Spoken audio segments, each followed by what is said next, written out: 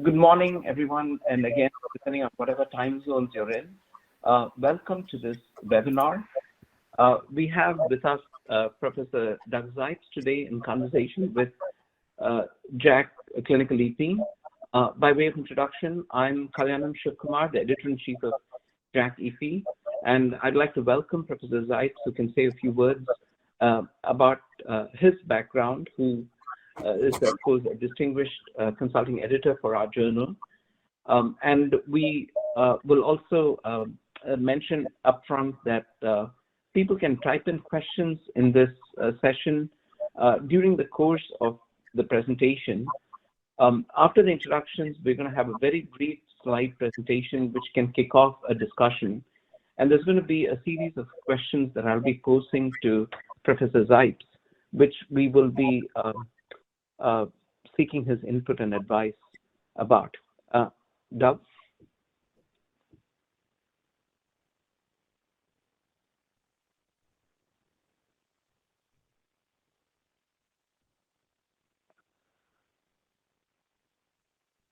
You think, is it frozen? Are we able to hear Dr. Zipes? I'm sorry, Shiv, I missed that. What? Doug, I just wanted a word of introduction from you by way of your background before we start the slides. You can go ahead. Yeah. So here we go. Thank you again, Dr. Zipes, for joining us. In terms of research, the points that we wanted to address with the audience today and the listeners, especially our trainees, is we have to go through a handful of questions, which is how you train yourself and your team. We'll be talking a little bit about picking a problem and about building a team. So since it is an electrophysiology journal and we are talking from personal example, when you look at a field like electrophysiology, and this model and this sequence of information could apply for any area of science in general. It can go from cellular to organ to a bigger regulatory or even population level science. And since this is a translational discussion, I'm keeping this to cellular, organ, and perhaps a regulatory level. In our particular case, in my particular example, I'm a part of a large group at UCLA, which has clinician educators, physician scientists, and pure scientists. And the group of scientists within our group are referred to as the Neurocardiology Research Program of Excellence. We do complex interventions on one hand, as shown in the left upper part of the slide, and the right corner of the slide actually shows you a confocal image of a heart, in this case showing nerves on the heart. So one of the first questions that all of you are going to face, and it's no different from anyone, the question that we faced was, how do you pick a research problem? One of the references that I strongly suggest all of you read is this paper that was published by Ronald Kahn in 1994 in the New England Journal of Medicine. It's a very beautiful paper. It's a general advice for someone who starts science. I distinctly remember reading this when I was a chief medical resident, and there are 10 rules that Dr. Kahn recommends in his paper. It's how do you think about studies, how do you go about doing research. We don't have to get into the details of this paper because we have our own expert who, Dr. Zipes, who's going to help us think through these questions. In the field of electrophysiology, it turns out that 12 million people die suddenly every year, which is a staggering something like 22 deaths per minute. So by the end of this symposium, 1,300 people are going to be dead suddenly. And we are faced with this huge challenge in the field, where if you look at the entire population at risk for sudden death, which is shown in this large circle, there's a smaller group of people who have some evidence of heart disease. And the smallest circle that you see in the center is the people with severe heart disease. So the shaded oval over here are the actual people who are dying suddenly. So when you look at the beauty of display of this data, there are more people dying suddenly who have minimal or no heart disease compared to people who have severe heart disease. So we spend all our lives looking at the smallest circle, whereas the large group of people who are at risk for dying suddenly are not even being touched by our science. And in fact, we need to now thinking about screening and looking at population. So it's an important problem. Vast majority of these people die suddenly because of rapid arrhythmias, which of course has been the big success in the field of cardiology in the American Heart Association, ACC, for cardiac resuscitation. The reason this happens, of course, is because of neurotransmitters released in the heart, and this electrical map really shows what happens to cardiac cells when they're exposed to neurotransmitters. And that has been sort of a big drive and push for science for many groups in the world of EP. We'd also like to highlight another observation, and since this is one of those conferences for many of you to think big, this is another wonderful paper that's worth looking at, and this comes from 1997, written by Dr. Paul Nurse, where he talks about how there are limits to reductionism. So all research does not come from the most fundamental atomic level understanding. You need to have a bigger picture understanding and be able to think across scales. So that's a very important concept to keep in mind.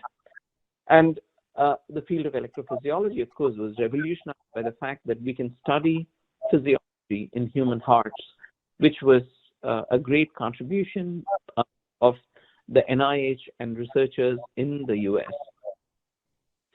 In parallel to what was happening in clinical electrophysiology, in the 70s and 80s, important cellular techniques such as patch clamp studies, this is Sackman and Nayer's famous Nobel Prize, we were now able to understand things even at the level of ion channel.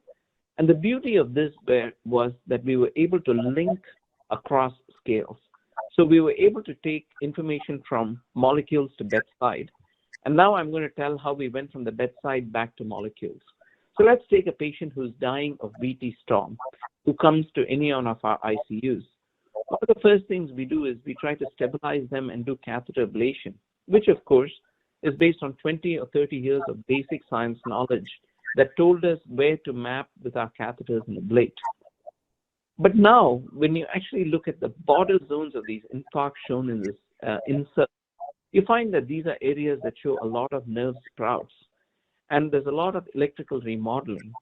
We now know that based on research that was done by Dr. Zipes over a period of 3 decades, that scars in the heart undergo a lot of neural remodeling, and it turns out they ended up being great targets for study.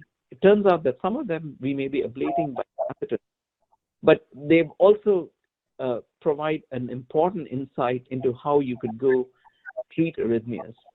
So when you treat patients with catheter ablation, there are a subset of patients who we simply cannot fix using catheters, and those are the patients in whom we have gone beyond catheter ablation, where we go back to a procedure that does not even touch the heart, but deals with the nerves of the heart.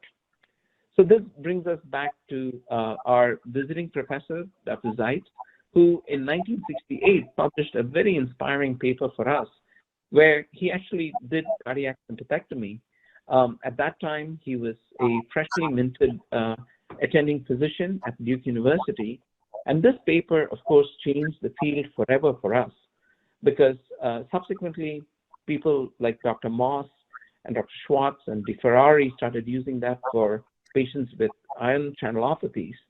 And our own group was inspired by this, and for the past 15 years, we've used this for patients with structural heart disease, where we do sympathectomy. Now, the reason I'm showing this to you as an example is that is a clinical finding which is inspired by an important clinical paper that was published by Dr. Zipes' group.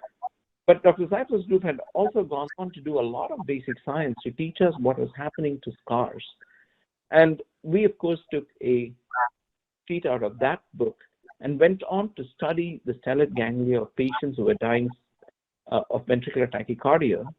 And that led to this entire area of science where we now started asking the questions, how does something life-saving at the bedside translate into basic science. And that journey, of course, led to a series of incredibly bright people who trained in our lab, who are now our faculty colleagues. This is work done by Dr. Ajijola, who in a beautiful paper that was published in 2017, did two things. One is replicated a very important finding from the Zipes lab, and that is an infarcted area showed significant areas of denervation, and border zones of infarcts were actually electrophysiologically and neuroscience perspective very, very interesting. And we showed that nerve modulation powerfully affected electrical propagation of impulses. With this, we now have a very big picture understanding all the way from molecules to humans as to what happens when you have heart disease. And that is, there's an increase in sympathetic drive and a decrease in parasympathetic drive. So if you try to correct both these problems by diminishing sympathetic drive or increasing parasympathetic drive, you can actually save lives. And the beauty of this is we were able to also take this work more to a very basic level here, shown in mouse electrophysiology and techniques like tissue clearing and viral tracing, where we were able to now understand innervation of the heart at the level of single myocytes. So here's a light sheet confocal image of nerves in the heart. We were also able to take this one step further and use optogenetics, express channel rhodopsin in specific neurons that control the heart. And here's a beautiful example where just by shining the light laser in this genetic model of a mouse, this is my MSTP student who's now at Mass General, published this beautiful paper where in Nature Communications, where he was able to actually stop the heart by selectively molecular light stimulation of certain neurons. So this again shows you can go from the bedside all the way back to the bench to cells. So what is the beauty or what is the importance of this story? It goes to say that in the end, you have to actually build a team. And these are sort of the findings that are now inspiring new therapies for our disease. And I'd like to leave you with one or two philosophical points as we start our discussion with Dr. Zipes, and that is, several years ago, Brown and Goldstein, they have this surreal painter, Magritte, who published this fascinating image of a creature who was not comfortable in land or in water. And sometimes a physician scientist is stuck between two worlds. A translational researcher sometimes is stuck between two worlds. And to succeed in this world, you remember that you need 4 P's, which is passion, patience, and poverty, which of course is the eternal challenge of funding and protecting your time for science. And to use, the 8 C's that a good friend of ours, Wilfred Enig, always talks about is, it takes character, competence, competitiveness, confidence, cooperativity, courage, curiosity, and cash. So many people think that you need funding first. That may not be the first thing that you need. What you need is a deep drive to be able to do this and find the right environment and mentors to be able to do this. And it's quite apropos that we actually have Professor Zipes, who has inspired our entire group at UCLA as a discussant today. So let me sort of kick off this discussion by saying that science goes all the way from molecules to human silico. We are in a very exciting moment in science where the NIH and many public funding agencies are having a renewed push to biomedical science, thanks to vaccines, thanks to what is happening in the past 2 years. There is also a very happy story. The world is coming out of this pandemic because of science. And I'd like to sort of leave you with one thought as we start our discussion today, and that is, to do good is difficult. It's always known.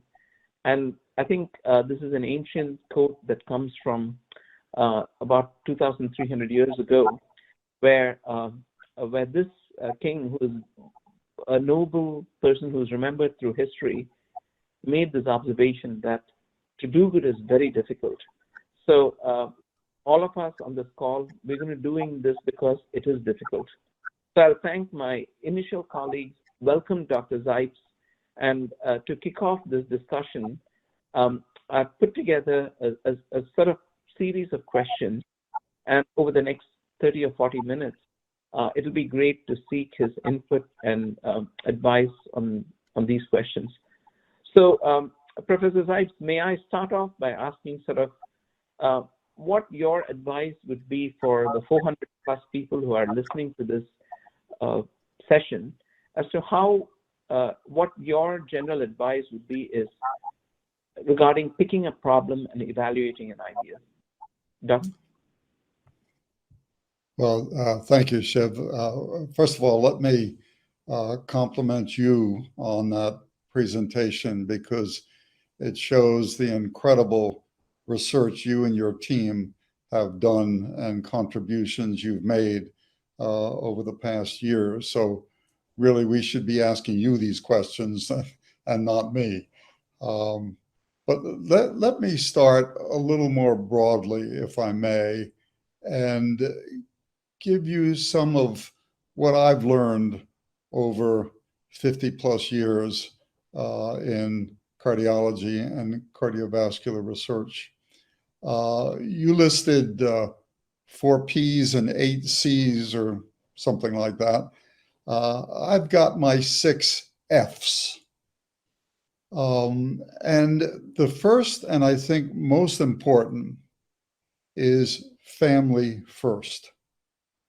You cannot lose sight of the important things in life in addition to cardiology, research, electrophysiology, and so on.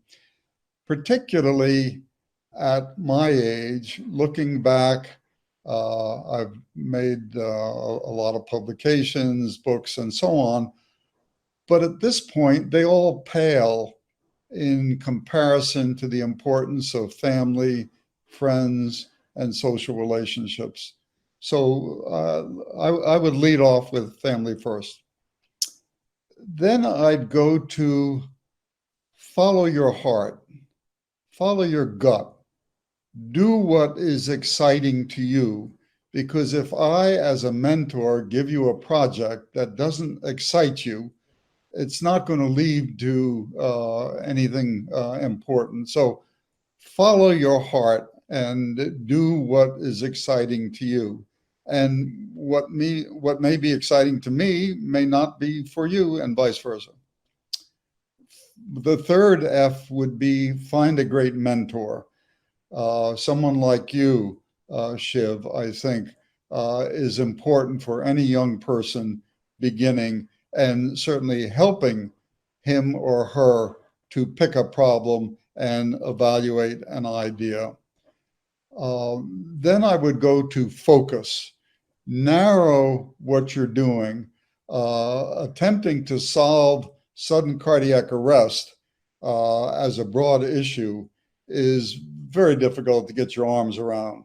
And I would focus on an aspect of something like that, perhaps the stellate ganglion or something very focused, so that you can become an expert in a particular area.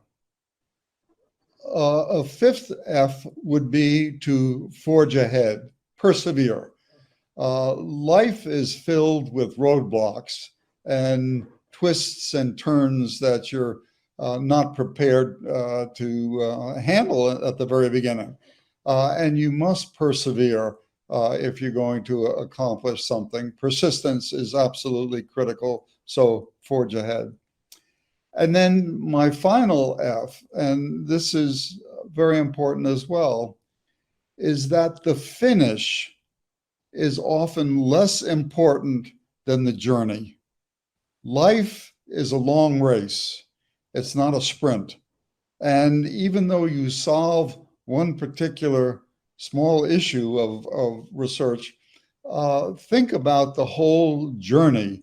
I've been doing this for over 50 years, and the journey has been absolutely wonderful. Obviously, there have been successes along the way, but it's the total journey that I think is critically important. So all of those things, for me, enter into picking a problem, evaluating an idea, and thinking of all the other ancillary F's that I've put in place. That doesn't directly answer your question, I realize that, but I think from 35,000 feet perspective, these things are equally important. Doug, that's very beautifully stated. I'm going to keep them the 6 F's of Dr. Zipes. And thank you so much for the kind comments, because you very correctly point about the very important aspect of actually having a good team. And when I look at all your mentees over the years, in many ways, they've become your apostles. And each one of them, and I consider myself to be one of your mentees through your publications. I still remember sitting in Indianapolis in your home office, actually, where you specifically, I remember you telling me in 2002 that autonomic neuroscience is very complicated. You can't get your entire hands around it. And indeed, we took one ice pick. But the beauty of that is it ends up being a road on which you make so many beautiful discoveries. And you've also highlighted something very important. The journey, is happiness in the journey and not just a destination. Because, it's all the people you meet, and the new avenues of science actually come because of the journey itself, because sometimes the hypothesis may be completely incorrect to begin with. So I think, but it's also very reassuring for us to see papers from 30 years ago where we're able to actually go redo or confirm another finding. So that sort of leads, segues to another good question, perhaps. I'm also monitoring the chat, so when people have questions, I'll bring that up. In your experience, Doug, when you think of, let's say you've now focused, you've identified a tractable problem, something that the mentee is interested in. So in other words, you're maximizing positives, not making someone do it as a chore, but something that they have the fire in their belly, they like to do it. What would be sort of pitfalls or things to watch out for when you gather preliminary data? And I can sort of kick this off by saying, in the past 20 years, when I think of some of my mentees, when they try to gather preliminary data, they try to actually go scale the Everest instead of getting to the first base camp.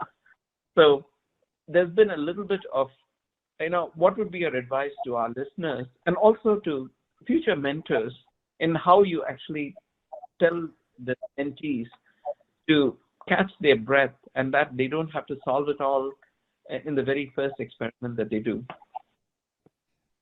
To answer, gathering preliminary data can come from multiple sources. So you could do initial experiments to test an hypothesis, or you can use an observation made by someone else and bring it to whatever research you're doing. Let me give you an example. I remember so many years ago, I was in Europe for some meeting, and it was very early on in our ideas about torsade and long QT and so on.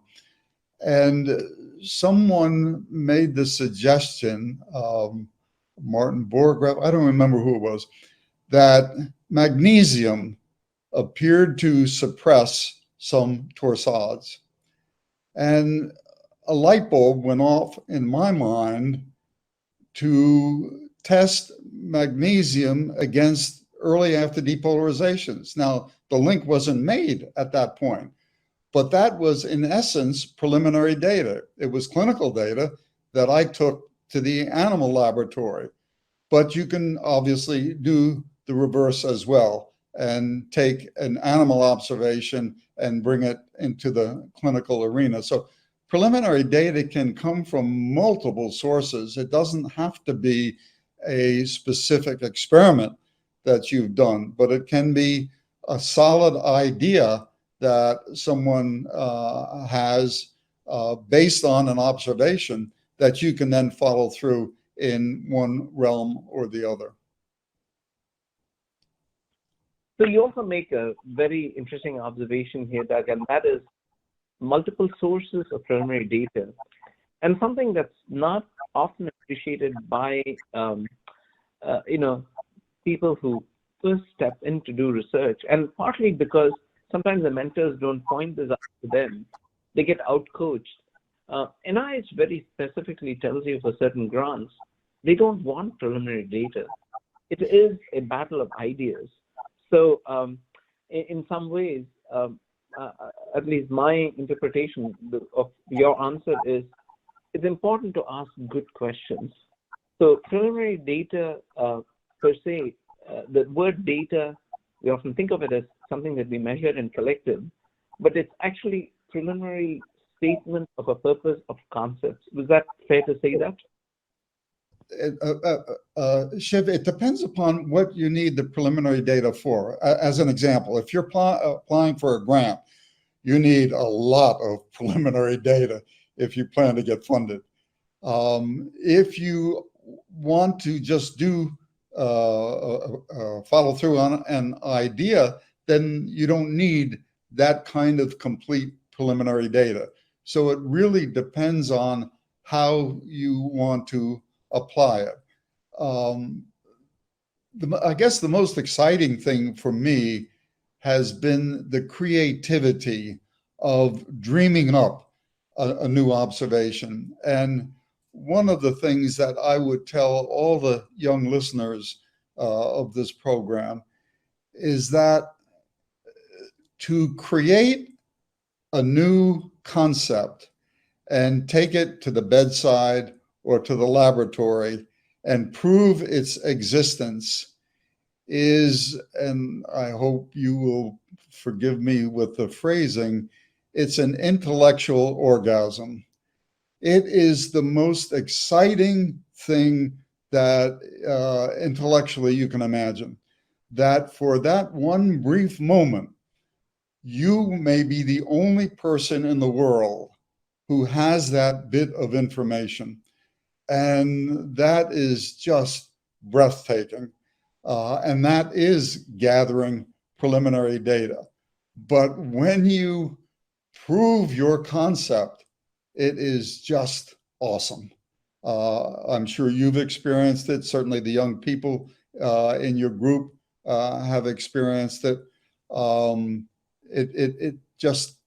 It's what all research really boils down to, as far as I'm concerned.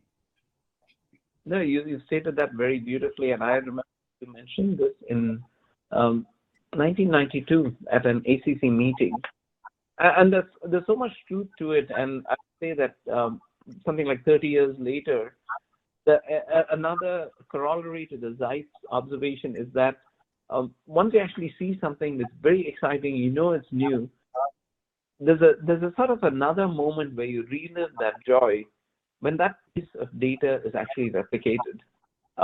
And I think that's when you know that something actually has legs. And I would say this, Doug, in many ways, you showed the world how sympathectomy works, and without which many patients are alive because of the paper that you, Estes and Art Moss published. Literally, those patients are alive because of a publication of yours.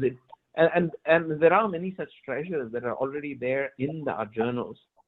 But I would say that even after we did this for structural heart disease, watching other people do that was sort of, you're reliving that joy, because you now know that it's worth investing our time in sort of pursuing a problem to a greater depth.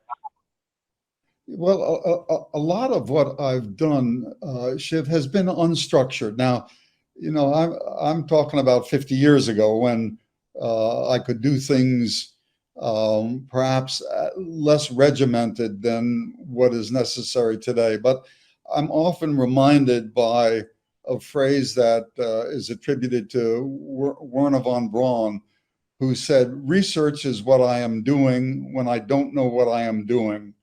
And that really has stuck in my mind because it is true. And now in my later years that I've become a novelist, I've realized that as I write a novel, one thing leads to another, which leads to another, which leads to another. And then the story progresses. Well, research is similar in that an initial idea leads to another idea, which leads to another idea. And none of that may be necessarily predictable when you first start out.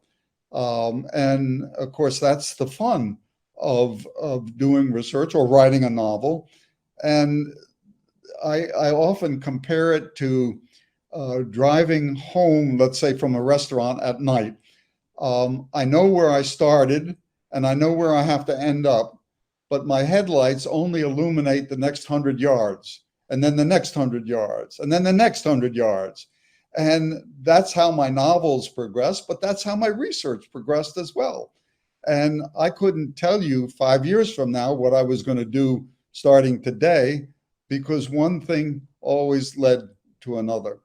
And that brings up something that I've watched you and taken. Oh, I can't take pride in it, but I've just seen how well you support the young people and allow them to grow and allow them to develop their ideas and become as much as independent as they can in their growth. And that's a marvelous attribute of a true leader. And that's necessary for the young person to grow and survive. And you've done that in spades. Thank you so much for those kind words, Doug. I would say that it's great to observe people like you, and of course my mentees. When I tell them, I definitely could take a lot of credit because I didn't get in their way. So some of them are so good and they're so bright, and it's a pure joy. Sometimes it's like a coach, and I would say that, and I hope you agree with me, the joy of working with trainees is they end up being your colleagues. So you sometimes feel that you're going on an exciting adventure with them, with both of us knowing that we only have our headlights and we do not know what we're going to find after the next curve on the road. So in some ways, they end up being, I feel like I'm a co-pilot, when they are driving or they are flying the plane. So it's more or less, it's part of one of the topics you indicated earlier, how to build a team. That is the way to build a team. And somebody once said that the pupil will exceed the teacher. And you need to take pride in that as the teacher or as the division head or whatever the senior role is. And take pride in the young people's accomplishments in gathering preliminary data, final data, whatever it is. So it's very interesting you mentioned that. There's one of the questions that have come up in the chat, which I'll read out. And it actually deals with a very tricky question. One is, how do you deal with authorship when having a conflict of interest with your hierarchical superior? So it turns out that I think I'll kick off with a little response to that and see what Dr. Zipes would say. He already mentioned this. You really need to identify a mentor who gives you an environment where it works.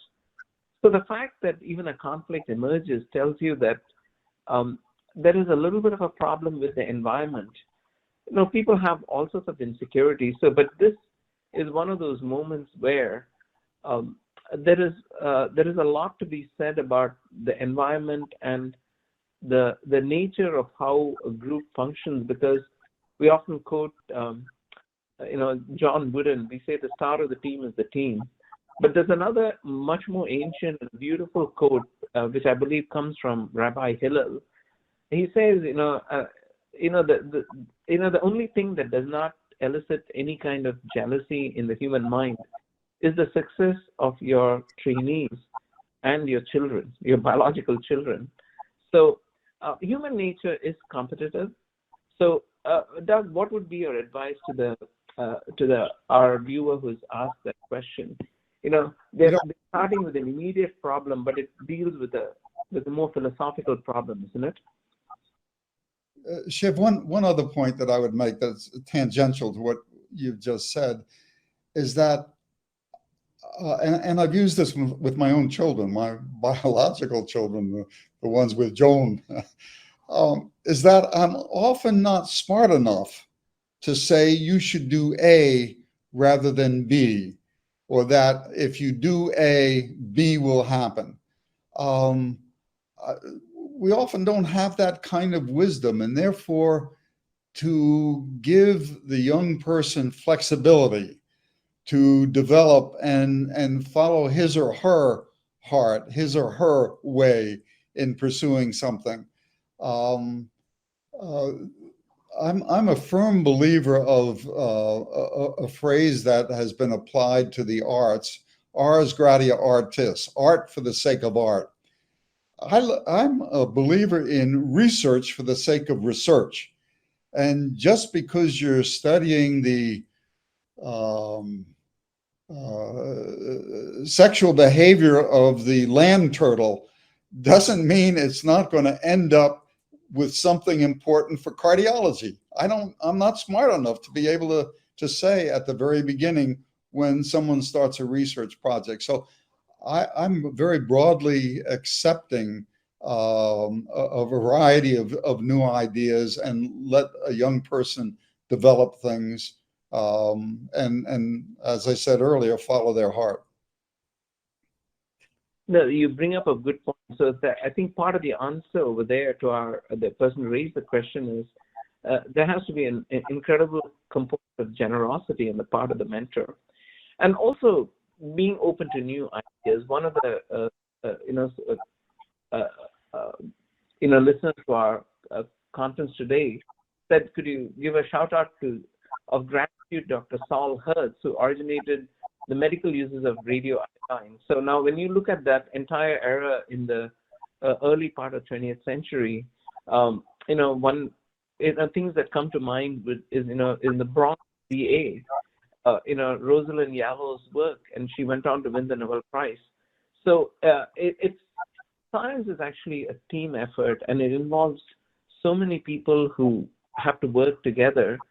So it also relates to another question that came up over here: how to make sure that when it doesn't matter when you're doing a literature review or a grant submission, how do you analyze or interpret data? How do you factor in giving credit to what has come before? That it'll be interesting to see what your advice would be, because it's sort of, I'm putting together some of the questions I'm monitoring here in the comments, and they all come to that component of not being self-centered, and also recognizing that we are climbing on the ladders that others have created for us. In fact, our teachers are our proverbial ladders, isn't it? So. Yeah, you've touched on multiple points there. One of which is, how do you credit the people who have done the work before you, on whose shoulders you're standing? And you and I, as editors, know how difficult that is when we limit the number of references someone puts in a manuscript. And my wife often chides me that I restrict an author too much for me to save pages in a particular paper by not allowing him or her to cite all of the many people that have gone before. And it's a very difficult issue. And we end up forgetting some of the early pioneers and their contributions. But I think today, with the voluminous amount of information that is published, it becomes very difficult to credit everybody who has made a contribution. All right, that said, analysis and interpretation of data takes multiple forms. One of which today, which when I first started 50 years ago, we didn't really use much, was statistical analysis. you treated 15 patients with a new drug, and then if half of them got better, you publish that. Well, obviously, the standards today are very, very different than they were back then. So statistical analysis is critically important. But ultimately, it comes down to 3 words. Is it new? Is it true? And is it important? And it's a reductionist approach. I realize that. But that's really the analysis and interpretation of the data. New, true, and important. And I think that's what editors use in evaluating a submission to his or her journal.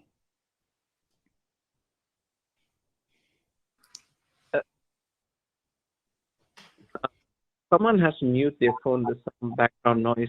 But I think, Doug, you make a very good observation, and that is several years ago, I remember Michael Lesh, when I was the chief president, the gentleman who described the Lesh-Nyhan syndrome, he said, any paper needs to have things that are good and new, but the new things have to be good and the good things have to be new.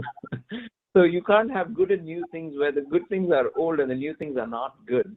Of course, the problem then becomes, how do you make the assessment? And in some fields of science, when some results are too good to be true, generally they tend to be too good to be true. But it also has to build on something that's before.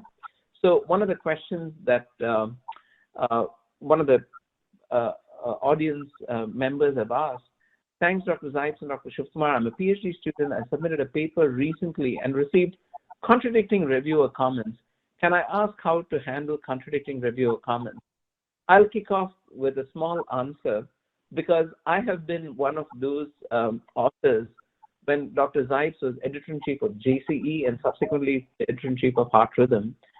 And when that happens, of course, you pray that the editor-in-chief and the editorial board, they have a Solomon-like wisdom in terms of how they help you sort through the reviewer comments. And at least my experience, both when Dr. Zipes was the editor-in-chief and for other journals where we publish JCR and Nature and so forth, and also the papers that come to us in JACC, we do our very best to make sure that the authors have responded correctly to the reviewer comments. And if a paper does not have any fatal flaw, that is the moments where we actually try to make sure that the authors have done their best scientific response as possible. And sometimes the way we deal with conflict is sometimes inviting an editorial comment to shine a light on what could be problematic or what is needed further to extend a given piece of data. So Doug, how have you dealt with conflicting reviews? Because having been on the receiving side of your wisdom, I benefited. Yeah, I'll often do that in the sense that if I accept a paper for which one of the reviewers had issues and I overrule those issues, I'll often go back to that reviewer to write the editorial and allow him or her to then voice their objections in print in an editorial. And in that way, I think we expose what may be poor underpinnings of a particular article. In retrospect, Shiv, and being an editor for, oh my goodness, all these years, there have been a few papers I ended up rejecting that ended up being important observations published in another journal. And that's, I think, the bad dream of every editor, that you end up letting an important article slip through your fingers just because it is so new. You didn't realize it was important and it should have been accepted, and you should have overruled the reviewers. But that's life, and it goes back to one of the F's that I mentioned earlier, and that is to forge ahead, persevere. For any person who's had an article rejected, do not take that as the final word. Take the critical observations made by the reviewers, respond to them as best you can, and then submit to another journal. Beautifully stated, Doug. And in fact, for the audience listening in, one of the most fascinating farewell addresses that was written by a medical editor is Marsha Angel in New England Journal of Medicine. Marsha writes a very beautiful sentence, which is rhetorical, which says, why did we reject that paper that said aspirin prolongs the bleeding time? And this is the New England Journal of Medicine. Therefore, but the beauty of that is science eventually, always, comes out. It really does not matter where it's published. And and it's probably fair to say to all our listeners, it does not matter where you publish. What matters is what you publish. I'll quote Dr. Zipes' comment, and this is circa 1996 or 97. And I still remember, and I say this to everyone, it's very exciting to get something published, but remember, it's going to be in the literature forever. So, and ultimately, all of you who write a paper, doesn't matter, an editor can only be a filter, and the editorial board can only filter up to a point. That is going to be attached to you forever. And in fact, even after you're gone. We have now replicated studies from 1937. And when you look at the beauty of some of those papers, it is so wonderful. You almost want to talk to the descendants of those professors to say, thank you so much for doing this. And in confirming your work, we've learned so much. So I think that's kind of very important. What you publish and what survives, what becomes replicated is very, very important. And Doug, it'll be great for the audience to hear your own words. And I hope I'm not misquoting you, because I think you've often said this, the people who bring the data are ultimately the custodians and stewards of that information, and they own it. It's going to be in the literature forever. So be careful. Don't publish, rubbish or things that you've not put your best effort. You don't have to be overthinking it, but it has to be the best interpretation that you have at that point in time. Doug, it'll be great to hear that from you. I'd expand just a little bit and say that truth will out. The truth, the scientific credibility will emerge no matter where it's published. The second thing is, as I tell so many of the young people who are derelict in writing up their paper, if it's not published, it doesn't exist. So write up whatever it is and get it published. And as you said, and as I've said in the past, once it's published, it's going to be there forever. So make sure it's the best that you can put out, because it is going to exist. And then finally, I've made a number of observations that are not referenced by others years later. That's going to happen to all of us. And you need to take pride in your own accomplishment, even if someone else doesn't reference it as you think he or she should have done. Just take pride in what you've done, and that's got to be sufficient in many instances. Thank you for saying that, because I think it also answers one or two other questions that came up in the chat, and that is, science in some ways is selfless. It's not, science is not art. Art is unique. The worst thing you can do in science is be unique, which means you have non-reproducible results. So we don't stop to think about who discovered oxygen. Of course, these experiments were done, and at that, can someone use their phone, please? There is a crosstalk. So it turns out that, I think that becomes an important point to keep in mind.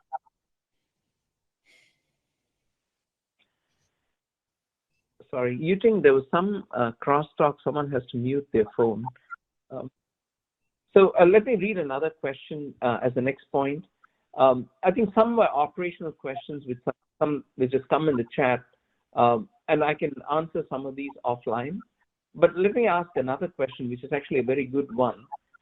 Here's a good philosophical question from one of the viewers. When your clinical role is different from your research interest, how do you find a way to manage the two effectively without the clinical role overshadowing your growth and the time you need to develop your research interests?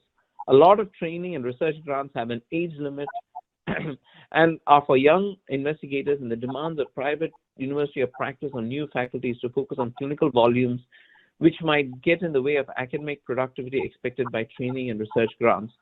Brilliant question. And I would say some version of this question has been asked for the past 100 years. If you look at the addresses from the American Society of Clinical Investigation, Doug, it may be it'd be a good point to ask a question. To respond to this question, it'd be great to get your thoughts on this, because it goes to protected time, and it also goes to sort of what your commitment is, and also this ever-present pressures of people being measured with RVUs and clinical productivity. And essentially goes to say, who's going to pay for your research time? I would tell you that most chairs would start off a conversation by saying research is what someone else pays you to do. Clinical care is what insurance companies pays you to do. Research is what grants pay you to do. And sadly, teaching is what nobody pays you to do. It has to be in your character to do it. But the jokes apart, it does bring up a kind of an important question, and that is, how do you invest your time and delayed gratification? Age is not an issue anymore. Some people have gotten their first RO1s in their 50s. So that is out of the picture. That has not been an impediment for people who have done science. But what would be your advice for this question, Doug? It comes up all the time. And how do you tell people to follow their interests and look at delayed gratification so that they don't live in abject poverty at a time in their life when they have the greatest financial pressures, young family, and so forth?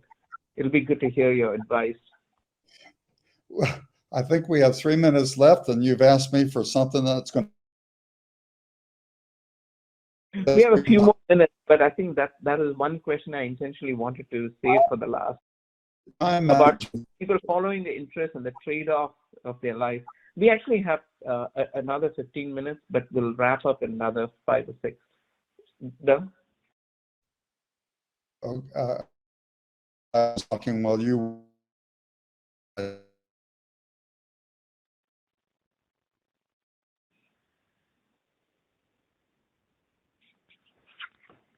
I think there was a little bit of a connection issue. You think?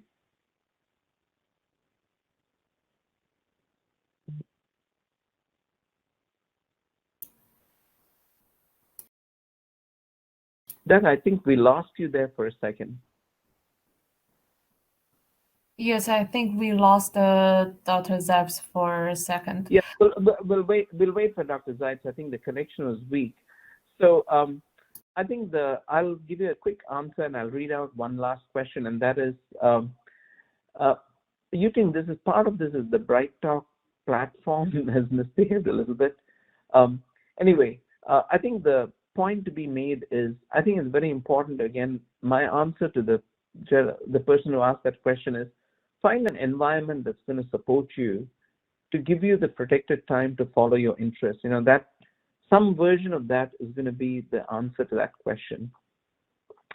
And I'll give you 1 or 2 quick answers for housekeeping questions. What are the helpful resources for writing grants? Many universities and academic institutions have what are called NIH K-12 type training programs where you're taught how to write grants. That would be a good way, and attending symposia like this, And the other question is, what do you do with competitors? If you publish something and someone else takes the work and beats you to the next phase, example, you find a drug that works in vitro and publish it, but then someone else performs a clinical trial before you can do so. That's a great question. I think if you stay in a field, people are not just one-trick ponies.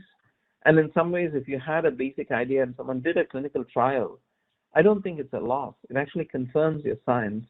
So which tells you that the area of research that you're doing is definitely worth pursuing, is what I would say.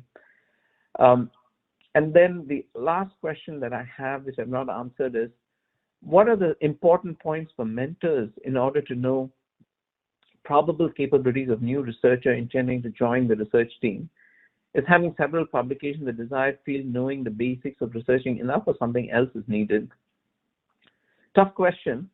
I would say that you don't hire the CV, but you hire the person. And I think this is one of those moments where it would be important for you. And in fact, before we take on people for a PhD, it'll be nice to actually have students rotate through your lab and try to see how they function in that environment before you give them the opportunity for a longer stretch in training. So I think that would be the approach that I would take. Are there other questions, comments from the audience? Hi, Doug. Welcome back. I'm back. Can you hear me?